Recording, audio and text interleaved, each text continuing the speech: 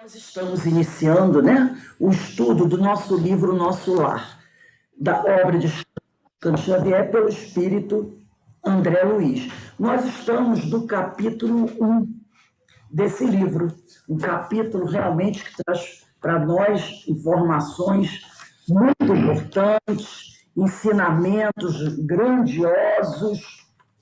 Então, nós vamos rever aqui o capítulo, o item, né? Capítulo 1. Capítulo 1.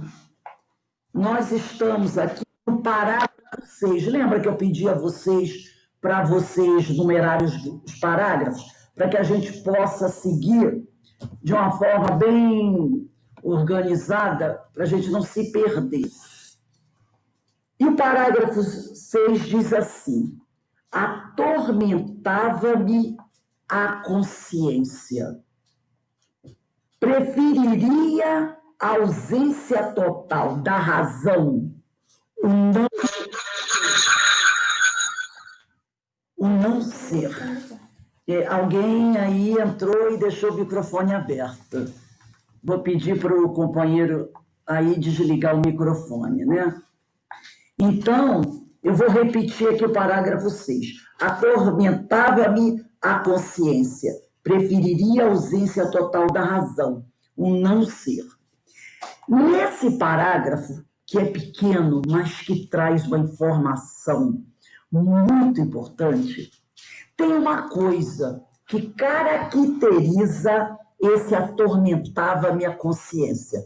Será que alguém aí consegue perceber o que caracteriza isso? Atormentava-me a consciência.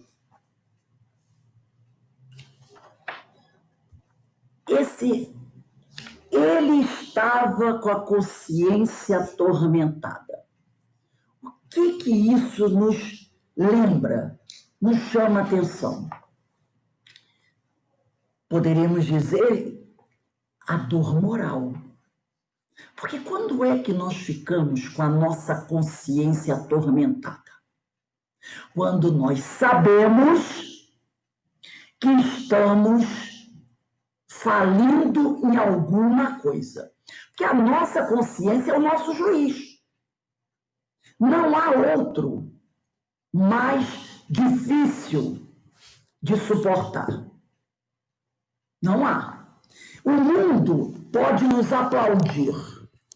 Os amigos podem nos considerar pessoas maravilhosas, pessoas santas, vamos dizer assim. Mas se a nossa consciência tiver alguma coisa para puxar nossa orelha, não conseguimos viver em paz. Então, a dor moral é um ponto crucial nessa situação aqui de André Luiz. A culpa, ele começa a despertar. A culpa gerada pelo despertar da consciência, que é a dor moral, torna-se insuportável quando comparada à insanidade, que seria essa ausência total da razão, e a alienação, não ser, porque ele diz aqui, atormentava-me a consciência. Então, aqui ele está despertando. Então, a consciência está começando a doer. Vem a culpa. E ele diz assim, eu preferia ter uma ausência total da razão. Quer dizer, eu preferia ter uma insanidade total. E eu também queria ser o não ser. O que é isso? É uma alienação. Então, ele preferia ser um insano ou um alienado do que estar vivo, desperto.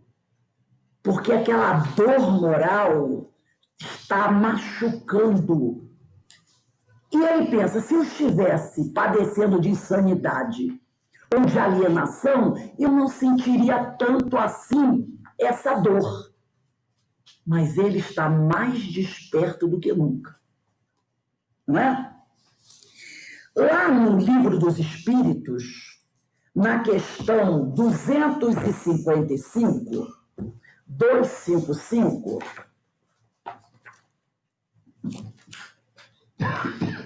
Kardec faz a seguinte pergunta aos espíritos.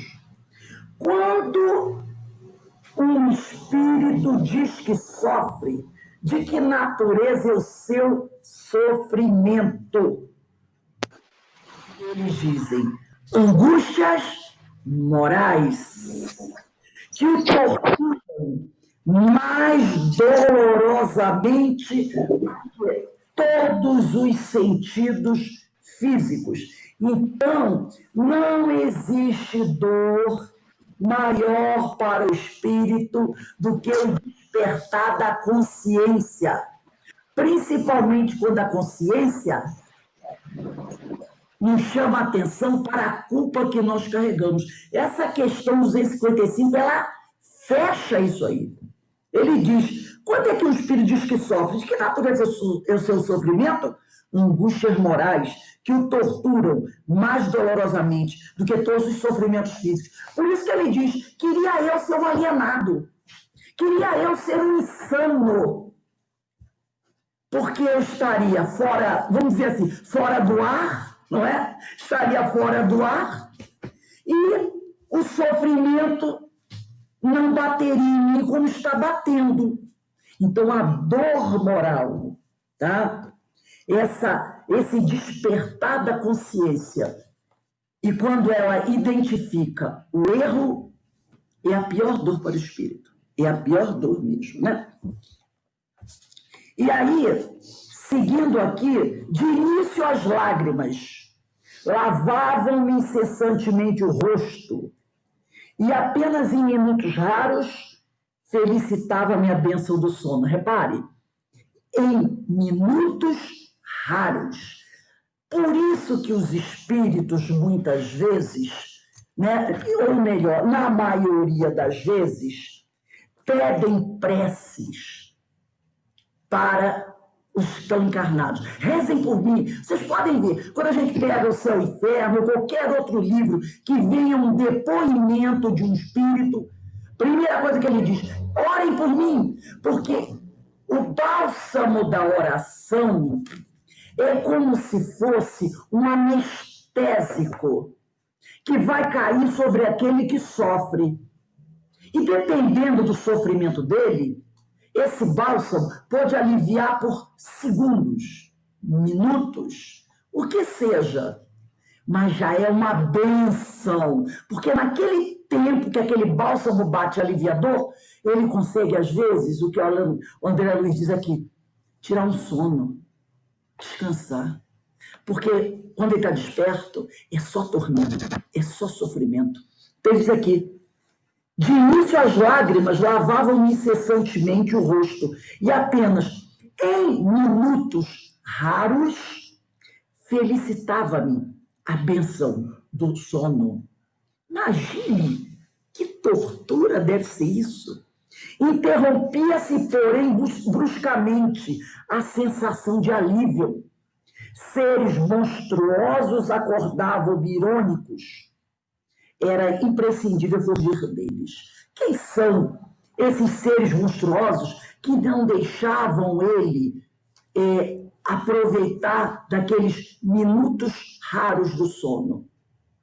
Eram espíritos como ele, sofredores, desesperados. Não eram monstros, não, porque ele fala que seres monstruosos na visão dele, mas eram espíritos equivocados, que haviam caído de queda através de queda, através de queda. Espíritos com graves questões morais, como a gente cansa de ler nas obras de Ivone Pereira, Manuel Filomeno de Miranda e tantos outros.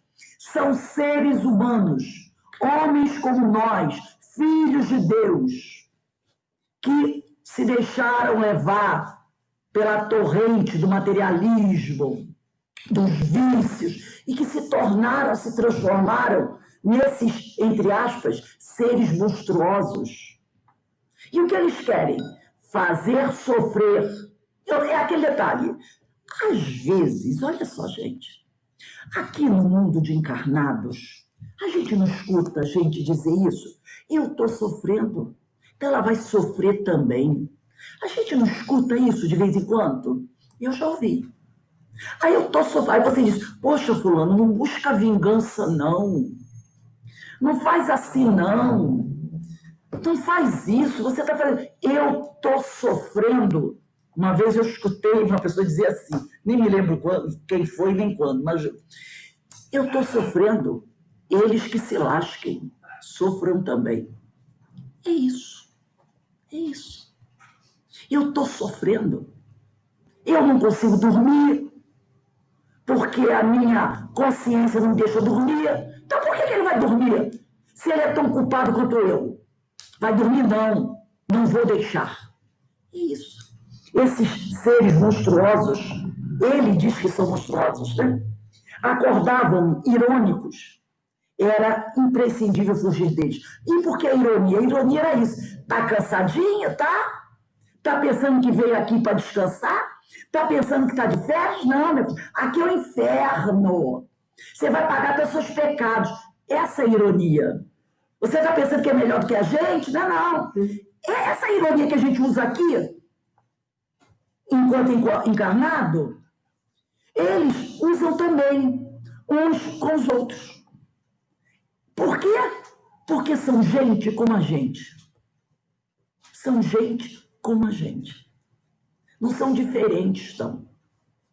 São gente como a gente.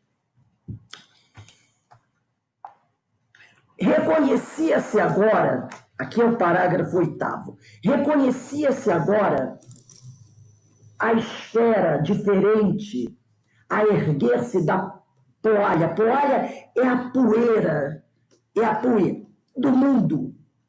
E, todavia, era tarde. Pensamentos angustiosos atritavam-me o cérebro. Mal delineava projetos de solução, incidentes numerosos impeliam-me a considerações estonteantes. Quando ele começava a pensar, planejar, querer organizar alguma coisa acontecia e tudo aquilo se desmanchava, né? Em momento algum, o problema religioso surgiu tão profundo aos meus olhos. Eu vou dividir esse parágrafo 8º em duas partes. A primeira parte, eu vou até aqui. Repare que ele diz, em momento algum, o problema religioso surgiu tão profundo aos meus olhos. Agora que ele está começando a despertar para esse problema, essa questão religiosa, né? Por que André julga? Por que ele está julgando? Ele está dizendo aqui que era tarde. Né? Ele diz, era tarde. Então, e todavia era tarde. Por que ele disse? Ele, André, já estava identificando o plano diferente que se encontrava. Ele estava começando a ter ciência de onde ele se encontrava. E, principalmente, de que não era um mar de rosas. E reconhecia que essa poalha, né, o nome é poalha, né, tratava-se de poeira, dos detritos do planeta Terra. Era a poalha do mundo.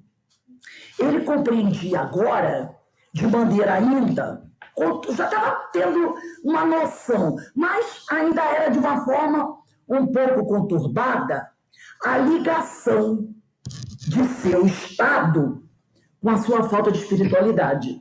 Então ele estava começando a perceber que os motivos dele estar naquela situação tão difícil tinha uma relação com a falta de espiritualidade dele. Ele estava começando a perceber as coisas. E por isso que ele diz que o problema religioso surgiu tão profundo.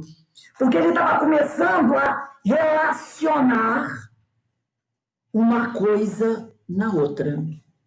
Ele estava começando a perceber que esse problema religioso tinha a ver com aquela situação em que ele se encontrava. E ele julgava ser tarde demais para voltar atrás e corrigir.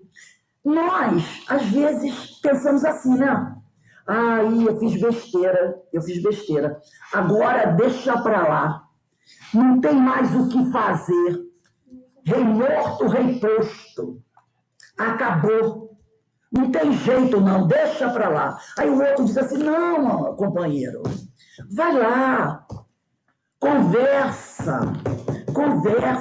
Pede desculpa.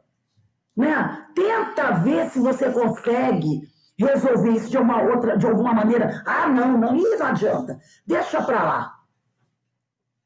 Então, ele detectava o problema, mas achava que não tinha solução. Ele julgava ser tarde demais para voltar e corrigir. No entanto, graças a Deus ele estava muito, muito errado.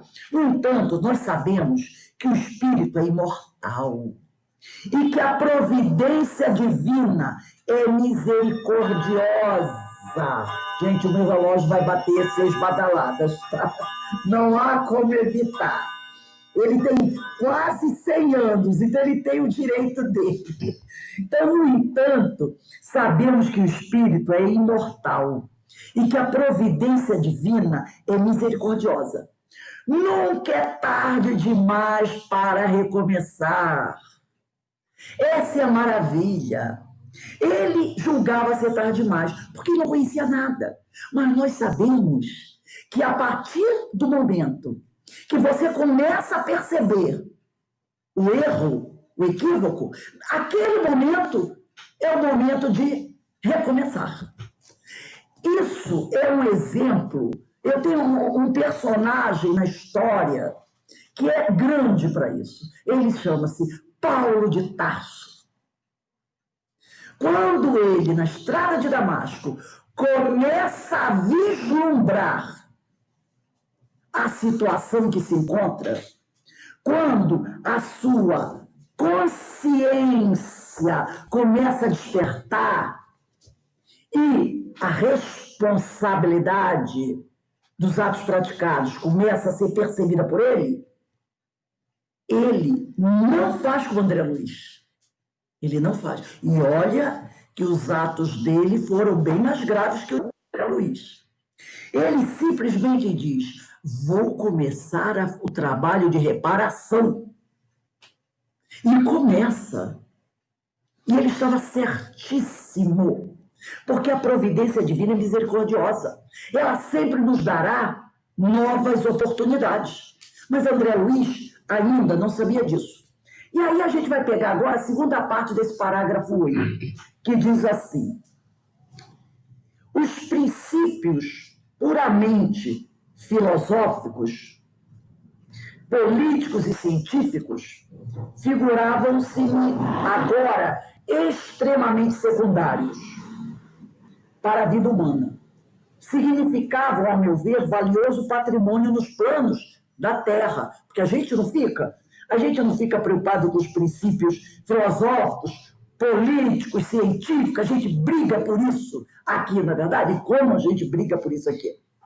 Então, para ele, onde ele se encontrava, tudo isso ficou em segundo plano. Eram questões dos homens da terra. Mas era necessário e urgente reconhecer que a humanidade não se constitui de gerações transitórias, e sim de espíritos eternos, a caminho de gloriosa destinação. Verificava que alguma coisa permanece acima de toda cogitação, meramente intelectual. Esse algo é a fé, manifestação divina do homem. Na realidade, esse parágrafo foi dividido em 3 partes. Né? Então, ele percebia que essas coisas mundanas, isso é daqui. Lá é secundário. E que tinha algo acima de tudo isso, que era a fé. Então, a humanidade, ela não se constitui de gerações transitórias. É uma pergunta, né? E sim de espíritos eternos a caminho da gloriosa destinação? Será isso? André constata, por sua própria experiência, após a desencarnação, que cada geração terrena não é constituída por seres passageiros que se extinguem com a morte, como algumas religiões pregam, né? Morreu, acabou. Morreu, acabou. Ele percebe isso. Ele percebe. Não existe o acabou para o espírito, como muitas religiões ensinam. Porque os espíritos continuam sua existência no plano espiritual rumo ao seu destino, que é o quê? A perfeição. E quantas decepções não tem muitos espíritos que foram educados com essa ideia do morreu, acabou. Quantos são pegos de surpresa?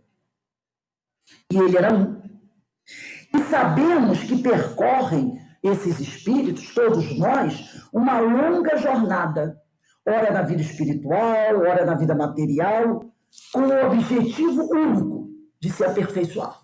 Esse é o nosso destino, é buscar a perfeição, né?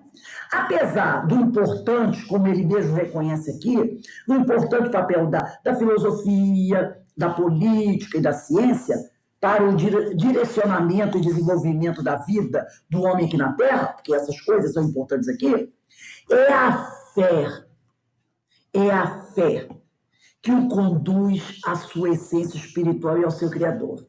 Não é a filosofia, não é a ciência, não é a política que nos liga ao Criador, é a nossa fé. O que seria a filosofia? Definições racionais sobre a existência humana. O que seria a política? Normas de organização sobre a existência humana. A ciência, conhecimentos sistematizados através de métodos e da razão. Todos eles muito louváveis. Mas e a fé? O que é a fé? A fé é esse sentimento íntimo que nos liga ao Criador e à criação e nos situa como criaturas que transcendem os domínios da matéria, como seres espirituais, possibilitando que atuemos como agentes da harmonia universal, através de nossa ação magnética, pelo pensamento confiante e seu objetivo no bem. E os nossos amigos espirituais nos trazem isso bem claro quando nós vamos pegando o Evangelho segundo o Espiritismo, no capítulo 19, item 11.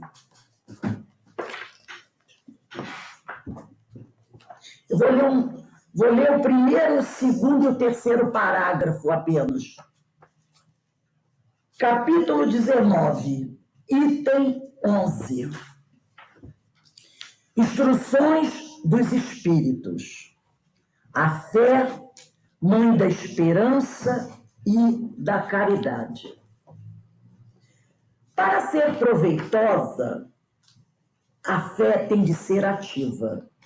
Não deve entorpecer-se. Mãe de todas as virtudes que conduzem a Deus. Cumpre-lhe velar atentamente pelo desenvolvimento dos filhos que gerou. A esperança e a caridade são corolários da fé e formam com esta uma trindade inseparável.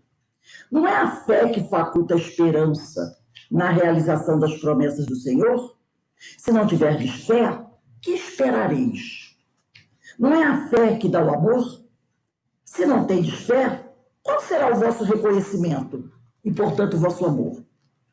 Inspiração divina, a fé desperta todos os instintos nobres que encaminham o homem para o bem. Então, olha só, inspiração divina, a fé desperta todos os instintos nobres que encaminham o homem para o bem. É a base da regeneração. Preciso é, pois, que essa base seja forte e durável. Porquanto, se a mais ligeira dúvida abalar, que será do edifício que sobre ela construirdes? Levantai, conseguintemente, esse edifício sobre alicerces inamovíveis, Seja mais forte a vossa fé do que os sofismas e as zombarias dos incrédulos, visto que a fé que não afronta o ridículo dos homens não é a fé verdadeira. Vamos pular um parágrafo aí, e mais abaixo está assim: tende, pois, a fé com que ela contém de belo e de bom, com a sua pureza, com a sua racionalidade. Não admitais a fé sem comprovação, cega, filha da cegueira. Ele fala aqui da fé raciocinada. Crede nas suas promessas, mas sabendo, porque acreditais nelas. Segui os nossos conselhos, mas compenetrados do fim que vos apontamos e dos meios que vos trazemos para o atingirdes. Crede e esperai, sem desfalecimento. Os milagres são obras da fé. José Espírito Protetor, Bordeaux, 1862. Então, é essa fé que nos liga ao Criador. É essa fé. Não são essas filosofias do homem, do mundo. É a fé. E é isso que o André Luiz está começando a perceber. E a terceira parte do parágrafo 8 começa assim: semelhante análise surgia, contudo tardiamente. Novamente ele, acreditando que não tem jeito, ele está fazendo as suas reflexões, suas análises, constatando a situação dele, mas ele ainda acredita que não dá mais tempo. Contudo, tardiamente, de fato, conhecia as letras do Velho Testamento. Ele conhecia a Bíblia, né? Toda casa tem uma Bíblia, né? De vez em quando ele dá uma olhada lá. Conhecia as letras do Velho Testamento. E muitas vezes folheara o Evangelho. Entretanto, era forçoso reconhecer que nunca procurara as letras sagradas com a luz do coração. Ele dava aquele olhar, né? Aquele olhar, lia como se estivesse lendo uma revista, mas nunca procurara as letras sagradas com a luz do coração. Identificava-as por meio da crítica de escritores menos afeitos ao sentimento e à consciência. A religião é o ópio do povo. A Bíblia é um livro de fanáticos. O Novo Testamento é um livro de ficção. Essas coisas, né? Os que a maioria fala. Então, ele lia e identificava-as por meio da crítica de escritores menos afeitos ao sentimento e à consciência, ou em pleno desacordo com as verdades essenciais. Noutras ocasiões, interpretava-as com sacerdócio organizado, sem sair jamais do círculo de contradições em que estacionara voluntariamente. Escolha dele, livre-arbítrio. Então, ele olhava aquilo como a maioria das pessoas olham. Alguém disse que eu estou com um problema, então eu preciso rezar. Aí eu rezo, né? Eu rezo, leio lá um trecho da Bíblia, nem rezo o Pai Nosso, que é tranquilo, rezo 10 Ave Maria, 10 Pai, que não é assim que o padre dizia? Aqui, ó, interpretava-as com o sacerdócio organizado. Vou na missa, coisa tá feia, vou na igreja, vou no centro, que é quando a coisa fica feia, eu sei o caminho do centro. Chego lá, assisto palestra, Biboga fluidificada, peço ajuda do Dr. Bezerra. Dr. Bezerra, então, é o primeiro lugar das palavras de sucesso. É Dr. Bezerra, irmã Sheila. Depois vem os outros. Dr. Bezerra, médico, todo mundo sabe, né? Dr. Bezerra, Jesus, Dr. Bezerra, irmã Sheila.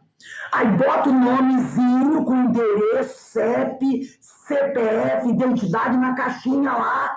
Não é assim que eu faço? Na caixinha, ainda pego o meu nome, mando para os outros amigos das outras casas espíritas para botar também. Porque vai que a minha casa esteja meio problemática, meio fraca. Aí, né, eu amarro todos os lados. Mando para 500 espíritos, ninguém está sabendo, porque quem é do Bezerra não conhece quem é do Jesus Gonçalves, não conhece quem é de Francisco de Assis, não conhece quem é da irmã Sheila. Como é que vai saber que eu botei o nome nas 4 gavetinhas? Não vai saber. E eu ainda mando para um amigo que mora lá em São Paulo, Minas Gerais. É lógico que aí eu vou cercando, né? Graças a Deus tem centro espírita no Brasil inteiro. Então eu vou disparo. Vou lá, Ô, Rose, rezo, rezo. Oi. aí tem situações que tem pessoas que sabe que a gente vai na casa espírita ou numa igreja, quem for, reza por mim. Sim, sim, eu boto. É aquela coisa, né? Eu vou lá, ou então eu mando. Porque ir lá à noite cansa. Aí eu mando para um amigo meu de WhatsApp. WhatsApp, bota meu nome. Ó, bota lá, você que vai. Você vai hoje à casa espírita? Vou. Bota meu nome lá. Ah, tá legal. Ó, se der, eu apareço. Se der, eu apareço. É assim, André Luiz, é assim conosco. Não é? É assim. E aí, é desse jeito. Quando a coisa melhora, eu desapareço. Eu desapareço. Quando a coisa piora, eu volto.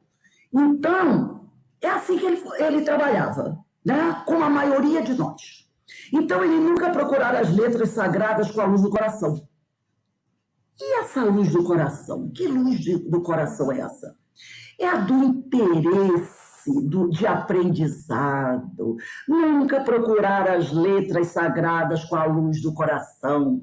Ele nunca tivera interesse de estudar as palavras do Evangelho. Nunca tivera interesse de sair em busca de respostas para alimentar a alma, da entrega do sentimento íntimo, do compromisso com a verdade, que nos deve guiar pelas filosofias e doutrinas sagradas. Então, ele nunca procurara as letras sagradas com a luz do coração. Claro que não. Nunca tiveram interesse de estudar a palavra do Senhor para ver como ele pode aplicar esse ensinamento na sua autoeducação. Nunca. Nunca tiveram esse interesse. Então, por que muitas vezes nos deixamos levar através da crítica de escritores menos afeitos ao sentimento e à consciência, ou em pleno desacordo com as verdades essenciais? Por que às vezes a gente se deixa levar? Né? Como ele disse, cada um é responsável pelo que acredita.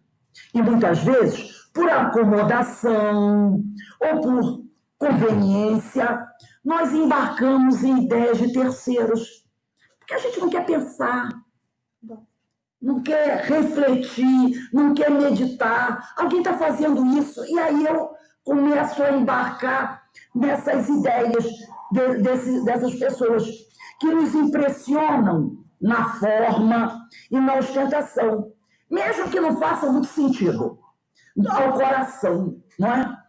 Aos sentimentos e à moral, à consciência, roteiros certos para o desenvolvimento do conhecimento sobre as realidades fundamentais, as verdades essenciais. Então, muitas vezes eu não quero mergulhar. Eu vou ficar pensando sobre isso, fazendo essas reflexões. Vai que eu fico puxando um fio, e esse fio vai trazendo coisa, vai trazendo coisa. Então, eu não quero seguir. O fulano ali está pensando sobre isso, refletindo sobre isso.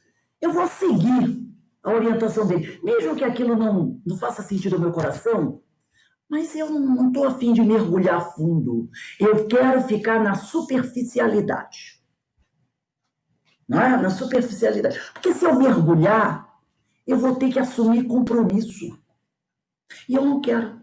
Então eu fico na superficialidade. Mesmo que aquilo não atenda aos meus sentimentos, a minha moral, né? Que são os roteiros certos para o desenvolvimento do conhecimento sobre as realidades essenciais. É o sentimento e a moral, né? Então eu fico na superficialidade. Eu não me aprofundo. E a gente já encerrando aqui, nós vamos ficar até aqui nesse parágrafo 8º, a gente poderia refletir agora sobre o seguinte: apesar de Deus ser único e imutável, o conhecimento da humanidade não é estático. Ele não estaciona. Porque tem muita gente, nós poderíamos até trazer isso para a doutrina. Tem alguns companheiros que eles dizem assim: eu só estudo Kardec. Eu não estudo essas obras que dizem ser obras complementares. De André Luiz, obras de Francisco de Xavier, de Bezerra de Menezes, de Manuel Flamengo de Miranda, de Joana de Ângeles. Eu não estudo, eu só estudo Kardec. Porque tudo está em Kardec. Então eu só estudo Kardec. Mas Kardec nunca disse isso. Eles esqueceram de combinar com Kardec. Kardec nunca disse isso. Estudem apenas as obras que eu publiquei. Ninguém mais tem autorização de estudar ou refletir sobre o Espiritismo. Alguém alguma vez ouviu Kardec falar isso? Ele nunca disse. Jamais. Mas tem gente que coloca essas palavras na boca de Kardec. Então, apesar de Deus ser único e imutável, o conhecimento da humanidade não é estático, não estaciona.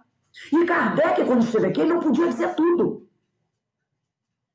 Por quê? Porque a ciência, ela evolui com o tempo. E nós, à época de Kardec, não tínhamos ainda condições de entender as revelações que estão chegando hoje. A ciência não conseguiria acompanhar. As revelações que estão chegando no século XXI, à época de Kardec, não havia condições. Então é preciso que haja uma evolução, um progresso no mundo e um progresso dos espíritos, e as revelações vão chegando adequadas ao grau evolutivo dos espíritos e à evolução dos tempos. Tanto é que quando você pega o livro dos espíritos, você só vai encontrar a questão 93, 94, 95 falando do perispírito. E tem muita gente que fica questionando, poxa, por que Kardec não se aprofundou no perispírito, sobre o perispírito, quando ele publicou o livro dos espíritos? Por que será? Ele vai começar a se aprofundar um pouco mais com as outras obras que vão sendo lançadas. Então, Deus é único, sim, é imutável, mas o conhecimento da humanidade não é o conhecimento do Senhor.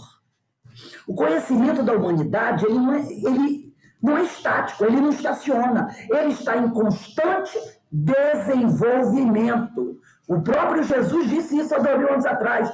Eu vos enviarei um Consolador que irá lhes trazer informações, irá falar com vocês sobre coisas que eu agora não posso dizer.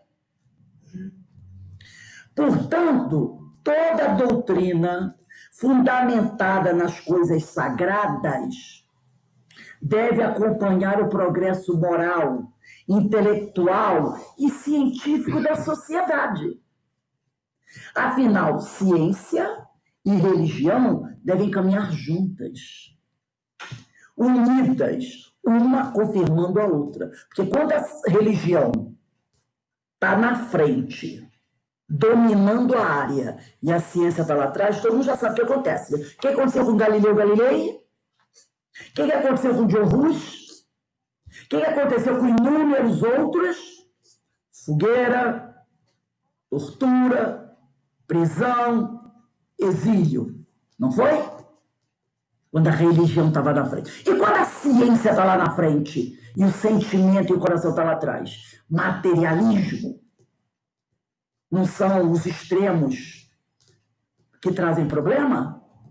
Então, portanto, toda doutrina fundamentada nas coisas sagradas deve acompanhar o progresso moral, intelectual e científico da sociedade. Afinal, ciência e religião devem caminhar juntas, unidas, uma confirmando a outra, pois ambas estão sujeitas às mesmas leis divinas. A ciência e a religião, elas estão sujeitas às mesmas leis divinas, que regem todo o universo material e espiritual. Então, ainda para encerrar, livro do Evangelho, capítulo 19, vai lá para o final do livro, capítulo 19,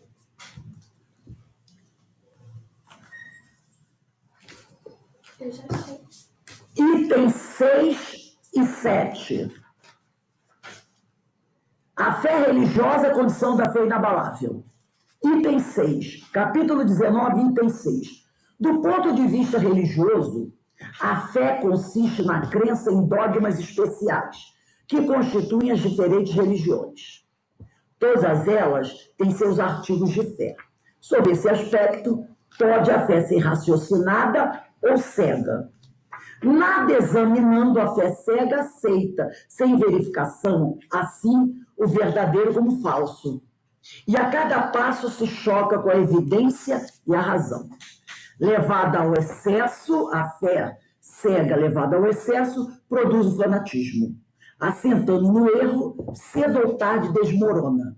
Somente a fé que se baseia na verdade garante o futuro, porque nada tem a temer do progresso das luzes, dado que o que é verdadeiro na obscuridade também o é a luz meridiana. Cada religião pretende ter a posse exclusiva da verdade. Preconizar alguém a fé cega sobre um ponto de crença é confessar-se impotente para demonstrar que está com a razão. E no item 7 ele diz assim: diz-se vulgarmente que a fé não se prescreve, donde resulta alegar muita gente que não lhe cabe a culpa de não ter fé. Sem dúvida, a fé não se prescreve, nem o que ainda é mais certo se impõe. Não, ela se adquire. A fé se adquire e ninguém há que esteja impedido de possuí-la. Agora vamos lá para o final do último parágrafo. Finalzinho do último parágrafo. Ele diz assim, do penúltimo parágrafo, na realidade.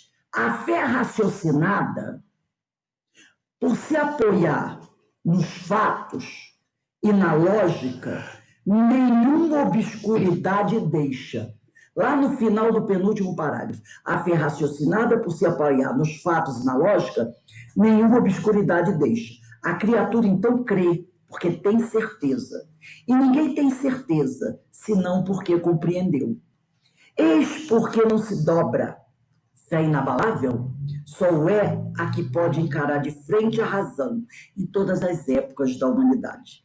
A esse resultado conduz o Espiritismo, pelo que triunfa da incredulidade, sempre que não encontra oposição sistemática e interessada. E aqui, encerrando, nós podemos dizer assim, no seu aspecto apenas religioso, a fé é a crença nos dogmas, fundamentos indiscutíveis, particulares, que constituem as diversas religiões, né? Então, essa fé raciocinada, essa fé espírita, essa fé da razão, é essa que André Luiz ainda não tinha. Ele ainda não conhecia isso, mas ele está começando a despertar.